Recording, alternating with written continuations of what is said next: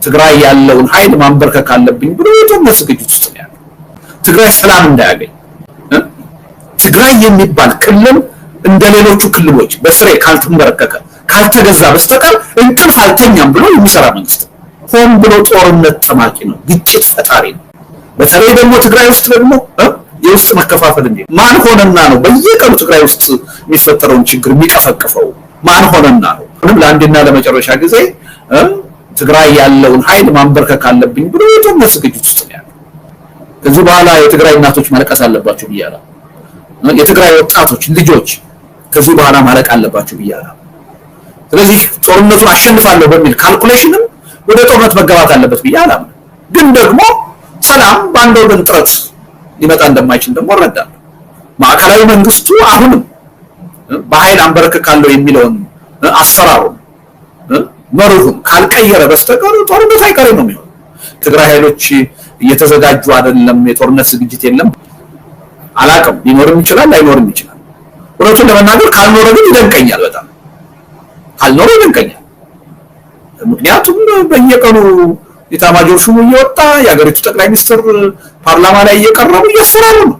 የትግራይ ህዝብ መጣንብህ እያሉ ነው፣ ወዮልህ እያሉ ነው። የትግራይ ኃይሎች በዚህ ወቅት የማይዘጋጁ ከሆነ ታሪካዊ ስህተት ነው የሚሆነው። ታሪካዊ ስህተት ነው የሚሆነው። ግን እየተዘጋጁ ነው ወይስ አይደለም የማውቀው ነገር የለም። እና ሪሊ የኃይል አስተላለፉ አሁን ተቀይሮ ግን ቢቀየርም ያን የኃይል አስተላለፍ መሰረት አድርጎ ዛሬ ከትናንት የተሻለ የማሸነፍ እድል አለኝ ብሎ ወደ ሌላ ዙር ጦርነት መግባት ግን አሁንም ትልቅ ስህተት ነው የሚል እምነት ነው ያለው። እና ማንኛውም ኃይል የትግራይ ኃይሎች አፍጥጦ ጦርነቱ እስካልመጣባቸው ድረስ አሁንም ህልውናቸውን የሚፈታተን ጦርነት በይፋ እስካልተከፈተባቸው ድረስ ራሳቸውን ከጦርነት ማቀብ አለባቸው ብያምናለሁ። አቅማቸውና ሁኔታው በፈቀደ መጠን ራሳቸውን ከጦርነት ማራቅ አለባቸው ብያምናለሁ። ይሄ ማለት ግን መዘጋጀት የለባቸውም ማለት ግን አይደለም። ማንም ኃይል ኢትዮጵያ ውስጥ የአብይ አገዛዝ እስካለ ድረስ ዝግጅት እያደረኩ ነው ቢለኝ አይደንቀኝም። ስህተት ነው ልላችሁ ባይዘጋጁ ነው የሚገርመኝ። ምክንያቱም የህልውና ፈተና ይሄ ኃይል በስልጣን ላይ እስካለ ድረስ ማናችንም የህልውና ደህንነት የለንም፣ ማናችንም የህልውና ዋስትና የለንም። ስለዚህ አንድ አካባቢ ያለ ኃይል አደጋ እየመጣብኝ ነው ብሎ ራሱን ቢያዘጋጅ አይደንቀኝም። እኔ መሆን ያለበትን እያደረገ ነው ብዬ ነው የማምነው። አሁን በታሪካችን እንደ የትግራይ ጦርነት አይነት ጦርነት አጋጥሞን አያውቅም፣ በፍጹም አጋጥሞን አያውቅም። ምናልባት እኮ ዘመናዊ ኢትዮጵያ የምትባለው ሀገር ከተፈጠረች በኋላ በብዙ የጦርነት ሂደት አልፈናል። በነዛ ጦርነቶች ሁሉ የሞተውን የሰው ኃይል ብንደምረው በትግራይ ጦርነት የሞተውን ያህል አልሞተም። በነዛ ጦርነቶች ሁሉ የፈረሰውን የኢኮኖሚ መዋቅር ብንደምረው እዛ ጦርነት የወደመውን ያህል አልወደመም። ኦሮሚያም የአማራ ክልልም ተመሳሳይ ነገር ነው እየተካሄደ ያለው። አማራ ክልል አነሰም አደገም ከነ ድክመቱ በ27 ዓመቱ የኢህአዴግ ስርዓት የተገነቡ መሰረተ ልማቶች እንዳልነበሩ ሆነው እየፈረሱ ህዝቡ እያለቀ ነው። ትምህርት ቤት አትሊስት ከነጥራት ጉድለቱ አክሰስ ተፈጥሮለት ትምህርት ቤት የሚሄድ የነበረው ትውልድ አሁን ትምህርት ቤት የማይማርበት ሁኔታ ተፈጥሯል። አነሰም አደገም በአምቡላንስ ክሊኒክ ጤና ጣቢያ መድረስ የሚችሉ እናቶች ለመውለድ አሁን አምቡላንስ እንኳን መጠቀም የማይችሉበት ሁኔታ ተፈጥሯል። አጠቃላይ ህዝቡ ትልቅ ቀውስ ውስጥ ነው ያለው፣ ትልቅ ችግር ውስጥ ነው ያለው። እና ይሄ ጦርነት አሁን ይሄ ያለው ጦርነት እንኳንስ አይደለም አዲስ ጦርነት ተፈጥሮ እንኳንስ አይደለም አሁን በተፈጠረው ቅድም ባቀረብኩት የኃይል አስተላለፍ መሰረት የሚካሄድ አዲስ ሪጂናል ጦርነት ተፈጥሮና የአሁኖቹ ጦርነቶች በሰላምና በድርድር ሳይፈቱ ከቀጠሉ ራሱ እንደ ሀገርም እንደ ህዝብም የመቀጠል ህልውና የለም። ስለዚህ ምንድነው አዲስ ጦርነት አሁን ኢትዮጵያ ውስጥ ከመጣ በተለይም ኤርትራን ያካተተ ደግሞ ጦርነት የሚካሄድ ከሆነ በዚህ የኃይል አስተላለፍ ሪሊ ኢትዮጵያ እንደ ሀገር የመቀጠል እድሏ በጣም የቀጨጨ ነው። በአጭር ጊዜ ስቴትለስ የሆነ ሁኔታ ውስጥ ነው። በአጭር ጊዜ ያለፈውን የትግራይ ጦርነት የሩዋንዳውን ጭፍጨፋ የሚያስከነዳ የእርስ በርስ መጨፋጨፍ መተላለቅ ውስጥ ነው። ኢትዮጵያ ብቻ አይደለችም፣ አጠቃላይ ሪጅኑ ቀውስ ውስጥ ነው። እና በወደፊቱ የአካባቢው የፖለቲካ ሁኔታ ሪሊ የአካባቢውን ካርታ የሚቀይር የሶቨርኒቲ ጥያቄን የሚያመሰቃቅል ችግር በእኔ እምነት የሚካሄዱትን ፕሮፓጋንዳዎች ዝግጅቶች ካየን ጦርነቱ ኦልሬዲ ተጀምሯል። ያልተጀመረው ውጊያው ነው፣ ተኩሱ ነው ያልተጀመረው። ተኩሱም አንዳንድ ቦታ ላይ በተለያዩ ሰበቦች እየተጀመረ እንደሆነ እያየ እና እጅግ በሚያሳዝን ሁኔታ እንደገና ምናልባትም ደግሞ ያለፈውን ጥፋት እልቂት ሊያስንቅ የሚችል ሌላ ጦርነት እየመጣብን እንደሆነ ስጋት ውስጥ የሚከት ሁኔታ ውስጥ ነው ያለው እና እኔ ምንም አይነት ጦርነት በኢትዮጵያ ምድር እንዲቀጥል እንዲኖር አልፈልግም። በተጨባጭ ግን ያለውን ሁኔታ መሬት ላይ ገም በጣም እጅግ ውስብስብ የሆነ ከባድ የሆነ በአዲስ የኃይል አሰላለፍ የበለጠ ህዝብ ጨራሽ የሆነ የበለጠ ኢኮኖሚ አውዳሚ የሆነ ጦርነት ከፊታችን እየመጣ እንደሆነ ነው የሚሰማኝ። የፕሪቶሪያው ስምምነት ከተጻፈ ዘመናት አልፈዋል። ገና ስምምነቱ በተፈረመ ማግስት ጠቅላይ ሚኒስትሩ ወጥተው የሰጡትን መግለጫ በማግስቱ ማለት ነው ራሱ ስምምነቱን በሚመለከት የሰጡት መግለጫ ስምምነቱን ጥሶታል። የፌደራል መንግስት በፕሪቶሪያ ስምምነት 100% የሚፈልገውን አግኝቷል፣ አሸናፊ ሆኗል ብለው የሰጡት ይሄ ስቴትመንት ከፕሪቶሪያ ስምምነት መንፈስ ውጪ ነው፣ የጣሰ ነው። አንዱን አሸናፊ ሌላውን ተሸናፊ አድርጎ የሚያቀርብ ቅስቀሳ ነው። ይቺ ንግግር የተካሄደችው የፕሪቶሪያ ስምምነት በተፈረመ በማግስቱ ነው። ሎጂ ሄደው የሰጡት መግለጫ ወደ ደቡብ አካባቢ። ከዛ በኋላ በነበሩት ሂደቶች ሁሉ ይሄ ስምምነት በየቀኑ ሲጣስ ነው። የአገዛዙ ልሳናት በየቀኑ ሲጥሱት ነው ያው እና ወደፊት የሚጣስ አድርገን አናቅርበው ማለት ነው፣ ወይም ደግሞ ቅርብ ጊዜ እንደተጣሳ አድርገን አናቅርበው። በአጠቃላይ በሂደቱ ሲጣስ የነበረ ተከብሮ አያውቅም። ከመጀመሪያው የውሸት ነው። ይሄ ላይ የጠራ ግንዛቤ ቢኖረን ጥሩ ነው። አላማጣ ላይ የሆነውን ነገር ሰምቻለሁ። እንዴት ያ ነገር ተፈጠረ፣ ማን ነው ጉዳዩን የፈጸመው የሚለው ምንም መረጃ የለኝም። መረጃ በሌለኝ ሁኔታ ከሌላ የፈጸመው ከሌላ እንዲህ ያደረገው ወይም ከሌላ ተጠያቂው ልል አልችልም። በሰዎቹ ላይ በዜጎች ላይ የሆነው ነገር በጣም የሚያሳዝን ነው። መንግስት ቢኖር ኖሮ እንደዚህ አይነት ሁኔታ የሚከሰትበት ሁኔታ ባልኖረ ነበር። ነገር ግን አሁን የዜጎች ህይወት የዜጎች ሁሉና ትልቅ የሆነ አበሳ ውስጥ ነው፣ አደጋ ውስጥ ነው። የዛ መገለጫ ነው ብዬ ወስዳለሁ። ዝርዝር የሆነ መረጃ ስለሌለኝ አንድን አካል ተጠያቂ አድርጌ አስተያየት ልሰጥ አልችልም። ነገር ግን ከሱ ጋር በተያያዘም ሆነ ከዛ በፊት ከዛም በኋላ በእናቶ ጌታቸው አካባቢ የሚሰጡ አስተያየቶች ፌደራል መንግስት ጣልቃ ገብቶ ይሄን ችግር ይፍታ የሚለው ቅድም የተናገርኩትን ነገር ካለመረዳት ልለው አልችልም። መቀበል ካለመፈለግ የሚደረግ ንግግር ነው። አንድ ሰው የፌደራል መንግስት ጣልቃ ገብቶ ችግር ይፍታ ብሎ ካለኝ ለኔ ለራሱን ክብር የለው። ሁኔታውን የፖለቲካ ግምገማው ስህተት ነው ምናምን አይደለም። በእናቶ ጌታቸው ደረጃ እንደዛ አይነት ያስተሳሰብ ስህተት ይኖራቸዋል የሚል እምነት የለኝም። ግን ከራሳቸው ጋር ተጣልተዋል ብዬ ነው። ትግራይ ውስጥ ያለን ችግር አንድ ሰው በአደባባይ ወጥቶ የፌደራል መንግስት ይፍታልኝ ካለኝ እኔ የፖለቲካ ሞቷል ብዬ ነው። በምንም ተአምር ማን ሆነና ነው በየቀኑ ትግራይ ውስጥ የሚፈጠረውን ችግር የሚቀፈቅፈው? ማን ሆነና ነው? ለዛ ችግር ማን ነው ተጠያቂውና ነው አሁን የፌደራል መንግስት አንድ ችግር የተፈጠረን ችግር ትግራይ ውስጥ ገብቶ እንዲፈታልን እንጠይቅ? እኔ ሪሊ በዛ ደረጃ የሚሰጡ አጠቃላይ አስተያየቶች ከራስ ጋር መጣላት ናቸው ብዬ ነው ወስደው። ከእውነት ጋር መጣላት ናቸው። ከዛ በላይ ከራስ ጋር መጣላት ናቸው። እናቶ ጌታቸው ቢያቆሙት ይሻላል። እንዲህ አይነት ፖለቲካ ውስጥ ከሚገቡ አርፈው ቢቀመጡ ዩኒቨርሲቲ ውስጥ ገብተው እያስተማሩ ቢኖሩ ይሻላል። በምንም ተአምር ይሄ ፌደራል መንግስት እንኳንስ ትግራይ ሌላም ክልል ውስጥ ገብቶ የሚፈታው ችግር የለም። ቅድም እንዳልኩት ሆን ብሎ ጦርነት ጠማቂ ነው፣ ግጭት ፈጣሪ ነው። በተለይ ደግሞ ትግራይ ውስጥ ደግሞ የውስጥ መከፋፈል እንዲኖር፣ ትግራይ ሰላም እንዳያገኝ፣ ትግራይ የሚባል ክልል እንደሌሎቹ ክልሎች በስሬ ካልተንበረከከ ካልተገዛ በስተቀር እንቅልፍ አልተኛም ብሎ የሚሰራ መንግስት ላለፉት 7 ዓመታት የሰራቸው ስራዎች ደርድረን ብንገመግማቸው ይሄን በበቂ ሁኔታ የሚያረጋግጡ ናቸው። ስለዚህ አንድ ሰው ተነስቶ አሁን ትግራይ ውስጥ ያለን ችግር የፌደራል መንግስት ወይም ጠቅላይ ሚኒስትር አብይ ጣልቃ ገብተው ይፍታልኝ ብሎ ከነገረኝ ለኔ ሀቁን የካደ ሰው አይደለም። ይሄ ሰው ለኔ ራሱን የካደ ሰው እኔ በዚህ ደረጃ ነው የማየው ማለት ነውና ትርጉም አይሰጠኝም እንዲህ አይነቱ ንግግር። ከአማራ ኃይሎች ጋር የትግራይ ኃይሎች ይገናኛሉ የሚል አባባል ይቀርባል። የትግራይ ኃይሎች ከአማራ ኃይሎች ጋር ግንኙነት እየፈጠሩ ነው የሚል ክስ በፌደራል መንግስት በኩል ሲቀርብ ሰማለሁ። እኔ በተጨባጭ ይሄ ስለመሆኑ መረጃ የለኝም። መረጃ ባይኖረኝም ግን አይሆንም ልላችሁ ሊሆን ይችላል ብዬ አምናለሁ። ማንኛውም ኢትዮጵያ ውስጥ ያለ ኃይል አጌንስት የፌደራል መንግስቱ ተባብሬ ልቁም አይልም ብዬ ልከራከራቸው።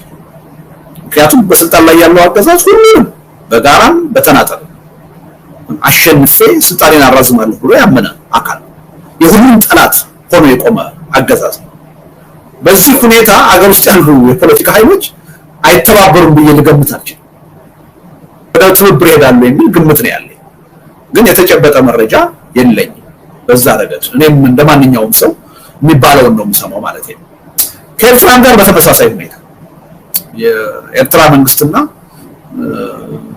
የትግራይ ኃይሎች አንድ ላይ እየቆሙ ነው፣ አንድ ላይ እያሴሩ ነው፣ ፌደራል መንግስቱን በጋራ ሆነው ለመውጋት እየተስማሙ ነው ይባላል። አሁንም ተጨባጭ መረጃ የለኝም። ተጨባጭ መረጃ የለኝም ሳይሆን ከሻዕቢያም ጋር ተባብረው የኢትዮጵያን ችግር ፈታለሁ ብሎ ማሰብ ወይም የትግራይን ችግር ፈታለሁ ብሎ ማሰብ ትክክል ነው ብዬ አላምንም።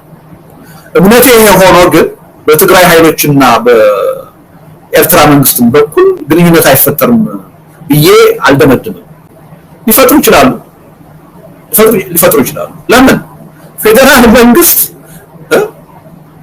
የትግራይ ኃይሎችን ካላጠፋው እንቅልፍ አልተኛም ብሎ ወስኗል በአንድ በኩል። በሌላ በኩል ደግሞ የባህር ጥያቄ ያለ ቦታውና ያለ ጊዜው አንስቶ በኤርትራ ላይ ጦርነት የማወጅ ስራ እየሰራ ነው፣ የማስፈራራት ስራ እየሰራ ነው። እንዲህ አይነት ፖለቲካዊ ሁኔታ ሲፈጠር እነዚህ ሁለት ኃይሎች ትብብር አያስቡም ልል አልችልም። ገፊ ምክንያት አለ ወደዛ እንዲሄዱ የሚያደርግ ያ ግንኙነት ያ ስምምነት በእኔ በኩል ማለት ነው። በቂ መረጃም ባይኖረኝ ባላቅ በዛ ደረጃ የሚደረግ ትብብር ለትግራይም ለኢትዮጵያም ይጠቅማል የሚል እምነት ባይኖረኝ ትብብሩ ግን አይኖርም ብዬ ልላቸው እንዳውም የመሆን እድሉ ሰፊ ነው የሚል እምነት ነው። ይሄ በስልጣን ላይ የተቀመጠ መንግስት ይሄን ነው ማወቅ ያለበት። በምንም ተአምር ይገናኛሉ፣ ወዳጅ ይሆናሉ፣ ይተባበራሉ የማይባሉ ኃይሎችንም የማስተባበር አቅም ያለው ያ አቅም ከየት ነው የሚመነጨው? ሁሉንም አጠፋለሁ የሚለው አስተሳሰቡ ነው ያን የሚፈጥር። ስለዚህ ለዛ ትብብር ዋናው ተጠያቂ ለኔ ማንም አይደለም፣ ትብብር የሚፈጥሩት ኃይሎች አይደሉም ዋናው ተጠያቂዎች። እነሱማ የህልውና ፈተና ገጥሟቸዋል። የህልውና ፈተና ውስጥ የወደቀ አንድ ኃይል ከማንም ጋር ሊተባበር ሊል ይችላል። ዋናው ተጠያቂ ሁሉንም ካላንበረከው ሁሉንም ካላሸነፍ አልተኛም የሚለው የፌደራል መንግስቱ ነው ተጠያቂ።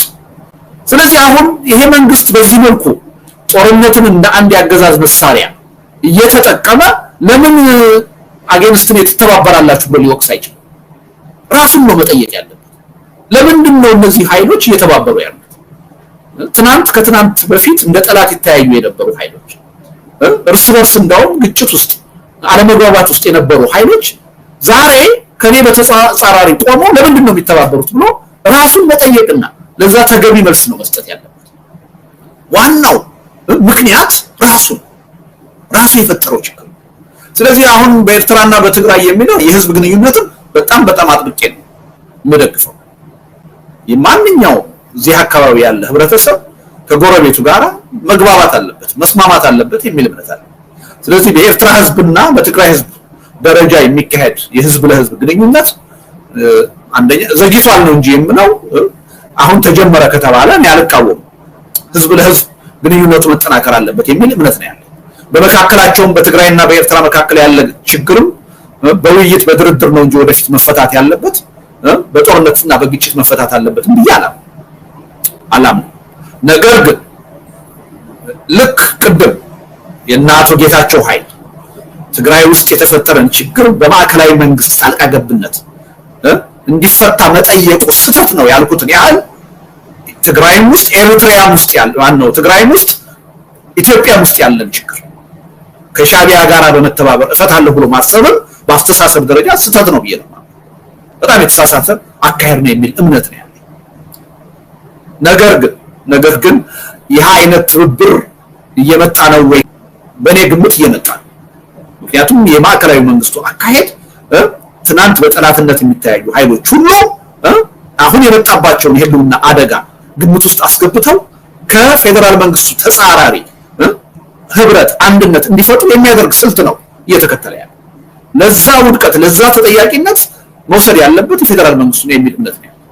በትግራይ ኃይሎችም በቀጥታ መንግስት ግን አይጠይቅም ብዬ ልጠረጥራቸው።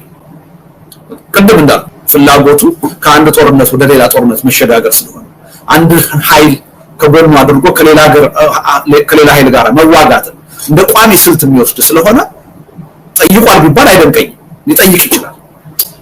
አንድ ሁለተኛ የትግራይ ኃይሎች በእርግጥ እንደሚሉት ሻዕቢያንም ለመውጋት የአማራ ኃይሎችንም ከፌደራል መንግስት ጋር ሆነው እንዲወጉ ተጠይቀው እምቢ ካሉ ደግሞ በጣም ትክክለኛ እርምጃ ነው የወሰዱት የሚል እምነት አለ። ተገቢ እርምጃ ነው የወሰዱት።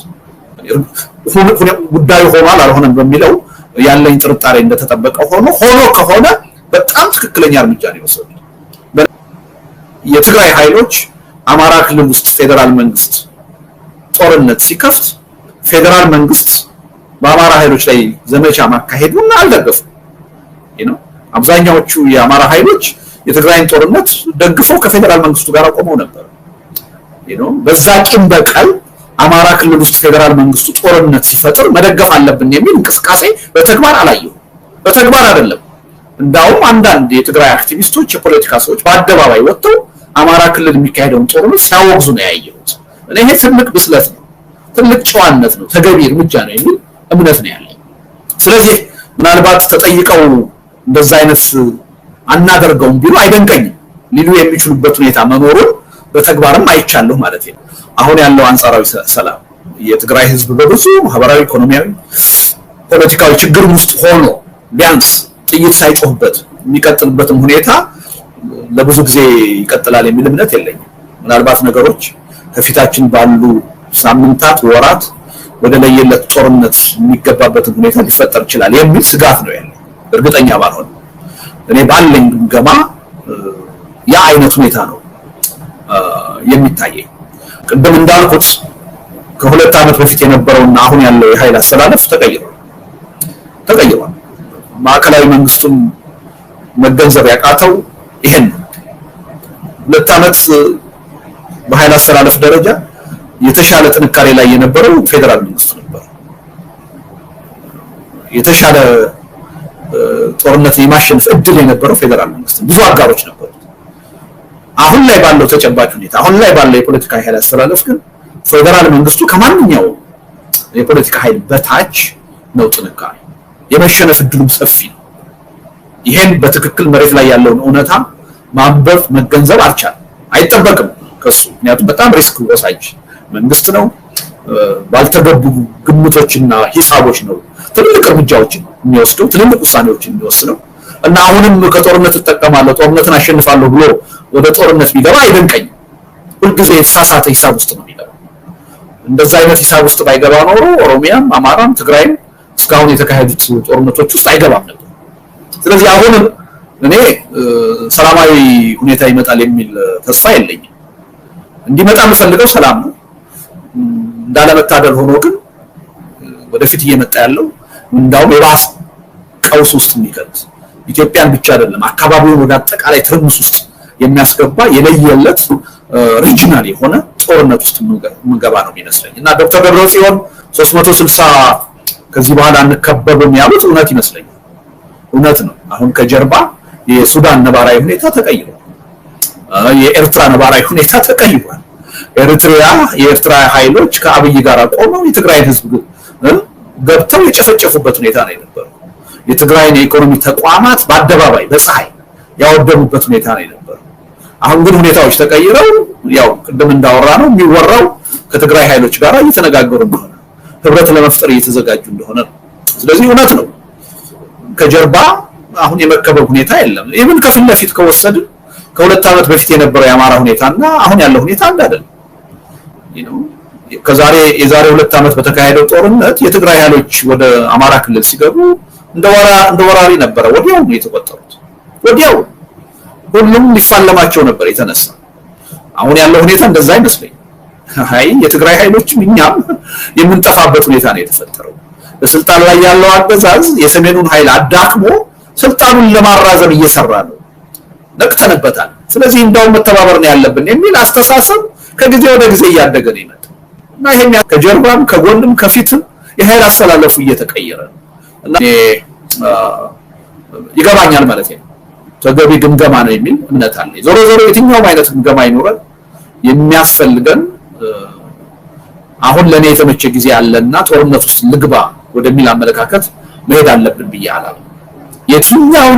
የቱንም ያህል የማሸነፍ እድል እንዳለን እንኳን ብናውቅ በተቻለና አቅም ጦርነትን ማስወገድ አቮይድ ማድረግ አለብን የሚል እምነት ነው ያለው። አሁን ከፍተኛ ጦርነት አለ የሚባለው ኦሮሚያ ላይ ጦርነት አለ። ይሄ ጦርነት 7 ዓመት የፈጀ በዚህ 7 ዓመት ውስጥ ያለማጋነን 20-30 ጊዜ ለመጨረሻ ጊዜ የሚል ዘመቻ አካሂዷል መንግስት። ግን ችግሩን ሊፈታው አልቻለም። የበለጠ ጦርነቱ የሚሸፍነው አካባቢ እየሰፋ የሚጠይቀው እልቂት የበለጠ እየበዛ ነው የመጣው እና ኦሮሚያ አካባቢ አሁን በከፊል ማለት ይቻላል ከፍተኛ የሆነ ቀውስ ነው ያለው። ህዝቡ በሰላም ወጥቶ መግባት የማይችልበት ሰርቶ ማደር የማይችልበት ሁኔታ ነው የተፈጠረው። ልጆቹ በየቀኑ የሚታሰሩበት ያለ አግባብ የሚገደሉበት የሚጨፈጨፉበት ሁኔታ ነው ያለው እና ትልቅ ከፍተኛ የሆነ ቀውስ ውስጥ ነው ኦሮሚያ የገባው። አማራ ክልል ሲመጣ ይሄ 2 ዓመት አለፈ። ትጥቃችሁን አስፈታለሁ የሚል እብሪት ይዞ እንደ ህዝብ ትጥቅ ለማስፈታት በመንቀሳቀሱ ያው ጦርነት ፈንድቶ አሁን አማራ ክልል ከ2 ዓመት በላይ በጦርነት ውስጥ ነው ያለው። አማራ ክልል እንዳውም በከፊል በግማሽ ነው ኦልሞስት 80-90% አካባቢ የአማራ ክልል የጦርነት አካባቢ እና በአማራ ክልልም አሁን 7-8 ጊዜ ለመጨረሻ ጊዜ እየተባለ ለ3 ወር ጊዜ እየተባለ ዘመቻ እየተከፈተ ምንም ያመጣ ውጤት የለም። እንዳውም ታጣቂ ኃይሎቹ የበለጠ እየተጠናከሩ ከተከላካይነት ወደ አጥቂነት እየተሸጋገሩ ያለበት ሁኔታ ነው የሚታየው። ክልሉ አጠቃላይ ከኢኮኖሚ ውጭ ሆኗል። ቱሪዝም የለም፣ ንግድ የለም፣ አጠቃላይ እንቅስቃሴ የለም።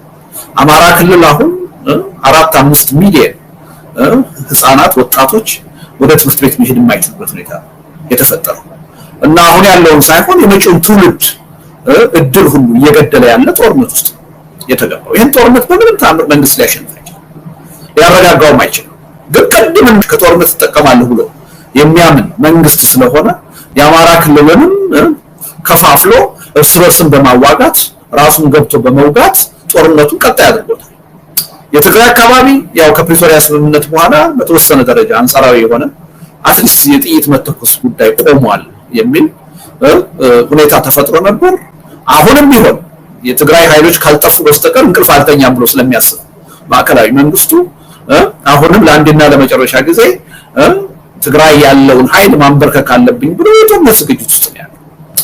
እንግዲህ ይሄ ስለ ጦርነት እያወራን ነው። በግጭት ደረጃ ካየን በሶማሊያ ክልልና በኦሮሚያ ክልል ከፍተኛ የሚባል ለብዙ ሺህ ህዝቦች መፈናቀል የሆነ ግጭት አለ። ራሱ ሶማሊያ ክልል ውስጥ አዲስ የጦርነት እንቅስቃሴዎች እየተጀመሩ ለሰላም ብለው ገብተው የነበሩ ኃይሎች እንደገና ትጥቅ ወደ ማንሳት ይሄዱ። በሶማሌና በአፋር ክልል ተመሳሳይ ለሰዎች መሞት ምክንያት የሆነ ግጭት አለ፣ አለመግባባት አለ። አሁን የአፋር ጉዳይ በጣም አቅጣጫውን እየሳተ ነው።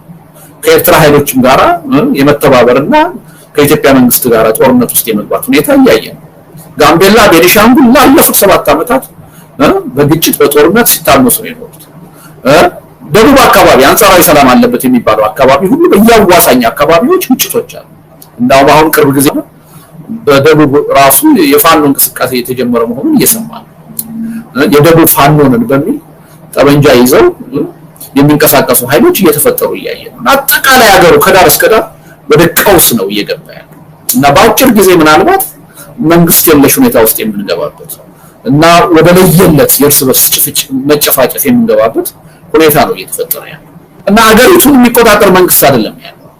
አዲስ አበባ ላይ ቁጭ ብሎ ህዝብና ህዝብን እያጋጨ ጦርነት እያካሄደ የስልጣን እድሜን አዲስ አበባ ላይ ያራዝማለሁ እሱን እስካደረኩ ድረስ ደግሞ ውጤታማ ነኝ ብሎ የሚያምን መንግስት ነው ያለው እና ሀገሪቱ በጣም በሚያሳዝን ሁኔታ በእንዲህ አይነት መንግስትና አገዛዝ እጅ ነው የወደቀችውና አጠቃላይ ሀገራዊ ሁኔታውን ስታየው ቀውስ ውስጥ ነው ያለው። እጅግ ውስብስብ የሆነ ከባድ ቀውስ ውስጥ ነው ያለው ማለት ይቻላል። ህዝባዊነት አለው። መጀመሪያ ፋኖች እኮ ወደ ትጥቅ ትግል ሲገቡ እዚህ ግባ የሚባል ኃይል አልነበራቸው። ክላሽንኮቭ የታጠቁ ወጣቶች ናቸው የነበሩት። በውስጣቸው አንድ ኮሎኔል ወይም አንድ ጀነራልም አልነበረም። ፕሮፌሽናል የሆነ ሰራዊትም አልነበራቸው እና ብሶት ነው ይዘው የገቡት፣ የህዝብ ድጋፍ ነው ይዘው የገቡት። በሂደት ግን አሁን ወደ መደበኛ ሰራዊትነት እየተቀየሩ እያየን ከባድ መካከለኛ መሳሪያዎችን የታጠቁበት ሁኔታ እያየን እና ከተከላካይነት ወደ አጥቂነት እየተሸጋገሩ መሆኑን እያየን ይሄን የአማራ ክልል ችግር በሰላማዊ መንገድ ለመፍታት በጣም ይቻል ነበር። እንደውም እኮ አማራ አካባቢ ያለው አጠቃላይ የፖለቲካ ሁኔታ ለገዢው ፓርቲ የተመቸ ነው የነበረው። አብዛኛው የአማራ የፖለቲካ እኮ ልሂቅ ከሁለት ዓመት በፊት እኮ ያገዛዙ ደጋፊ ነበር። የጠቅላይ ሚኒስትር አብይ አህመድ እኮ ደጋፊ ነበር። በዚህ ሰው አማካኝነት እንጠቀማለን የሚል አመለካከት ነው የነበረው። ነገር ግን ገፍቶ ያው ቀደም አገዛዙ በስሩ ካልተንበረከክሽ በስተቀር እድሜ ይኖረኛል ስልጣኔ ይረጋጋል ብሎ ስለማያምን ቀጥታ ካልተንበረከካችሁ ትጥቃችሁን ካልፈታችሁ ወደሚል እንቅስቃሴ ነው እና ይሄን ችግር ምንም ጥርጥር የለውም መጀመሪያም ጦርነቱ መነሳት አልነበረበትም። ከተነሳም በኋላ በቀላሉ በውይይትና በድርድር መፍታት ይቻል ነበር። ችግሩ ምንድነው? አገዛዙ ፍላጎት የለውም። ስለዚህ አገዛዙ አሁን በሰላም ችግሩን ለመፍታት በሽምግልና ችግሩን ለመፍታት ሞክራለሁ እያለ ፕሮፓጋንዳ ሲያሰራጭ እንሰማለን። እያለ ግን ያለው ምንድነው? ጠመንጃችሁን አስቀምጡና እንታረቅ ነው እያለ ያለው። ምን እያለ ነው? በሌላ አባባል ተሸነፉና እንታረቅ ነው እያለ ያለው። ሁለት ተፋላሚ ኃይል አንዱ ተሸንፎ አይደለም ወደ ድርድር ወደ እርቅ የሚመጣው። ሁለቱም አሸናፊ ለመሆን የተሻለ ስምምነት ላይ ለመድረስ ነው። ይሄ መንግስት ግን እርቅ የሚለው ይሄ መንግስት አንቺ ተሸንፈሽ ትጥቅሽን ፈተሽ በእሱ ስር ተንበርክከሽ መተዳደር መገዛት ስትጀምሪ ነው። ትግራይ ውስጥ ጦርነቱን ያስቀጠለው ይሄ ነው። ኦሮሚያም ውስጥ ጦርነቱን ያስቀጠለው ይሄ ነው። አማራ ክልልም ውስጥ አሁን ጦርነቱ የበለጠ ተጠናክሮ እንዲቀጥል ያደረገው ይሄ አመለካከት በምንም ተአምር በሰላም ድርድር ያመነ እሱ ስለ ሰላም ድርድር ሲያወራ ምን እያለ ነው? ተሸነፉና ትጥቃችሁን ፍቱና በኔ ስር ሁኑና እንታረቅ ነው። ይሄ በየትኛውም ዓለም ውጤት አምጥቶ የሚያውቅ አስተሳሰብ አይደለም እና ሪሊ ኢትዮጵያ ውስጥ የገጠመን ችግር በሰላም በውይይት በድርድር መፈታት የማይችል ችግር ሆኖ አይደለም ወይ? ኢትዮጵያ ውስጥ አሁን የገጠመን ችግር ሌሎች ህዝቦች ሌሎች ሀገሮች ባለፈ ታሪክ ገጥሟቸው ያላለፉት አዲስ ችግር ሆኖ አይደለም። ሌሎች ህዝቦችና ሀገሮች ገጥሟቸው የተሻገሩት ችግር ነው እኛም ውስጥ ያለው። ትልቁ ችግር እኛ ጋር ምንድነው? ችግሩ የተፈጠረውን ችግር በውይይት በድርድር የመፍታት የፖለቲካ ባህል ያለው ፍላጎት ያለው አገዛዝ አይደለም ያለው። ሁሉን ነገር በጠመንጃ ፈቷል። ሁሉን ነገር በስሬ አንበርክኬ መግዛት ይችላል ብሎ የሚያምን አገዛዝ ነው ያለው። በዛ ምክንያት ነው ችግሩ ሊፈጠር ያልቻለው እና ዋናው ተጠያቂው ፌደራል መንግስቱ ነው። ፌደራል መንግስቱ በእውነት ከልቡ የሰላም አጀንዳ ቢያራምድ ኖሮ ችግሮችን በውይይት በድርድር ለመፍታት ፍላጎት ቢኖረው ኖሮ በጣም በብዙ ርቀት ኢትዮጵያ ወደ ሰላም የመግባት እድል ነበራት። መጀመሪያም የዛ አይነት አስተሳሰብ ያለው መንግስት ነው ብሎ ነው የኢትዮጵያ ህዝብ በተሳሳተ መንገድ ደግፎት የቆመው ይሄን አገዛዝ። ነገር ግን ይሄ መንግስት መወደድን አይደለም የፈለገው፣ መከበርን አይደለም የፈለገው። ይሄ መንግስት የፈለገው መፈራት በኃይል ማንበርከክ እንደፈለገው። በዚህ ምክንያት ነው ግጭቶች የሚፈጠሩት፣ ግጭቶች ደግሞ ወደ ጦርነት እየተቀየሩ ያሉት እና ምንም በሰላማዊ መንገድ ከዚህ በኋላ ከዚህ መንግስት ጋር ተነጋግሮ የመፍታት እድል ያለ አይመስለኝም። ተስፋ መቆረጥ የለበትም የህዝብ ህልውና ጉዳይ ስለሆነ አሁንም ቢሆን ይሄ መንግስት ጫና ሊደረግበት ይገባል በሰላም በውይይት በድርድር ችግሩን እንዲፈታ። ግን ደግሞ በጥያቄ የሚመጣ ለውጥ የለም። ስለጠየቅ ነው ይሄን መንግስት ስለተማጸን ነው ወደ ሰላም ይመጣል ማለት አይደለም። እሱን ማድረጋችን መቆም የሌለበት ቢሆንም ይሄ መንግስት ከዚህ በኋላ የሰላምን አማራጭ ሊቀበል የሚችለው ወዶ አይደለም ተጠይቆ አይደለም በትግል ተገዷል።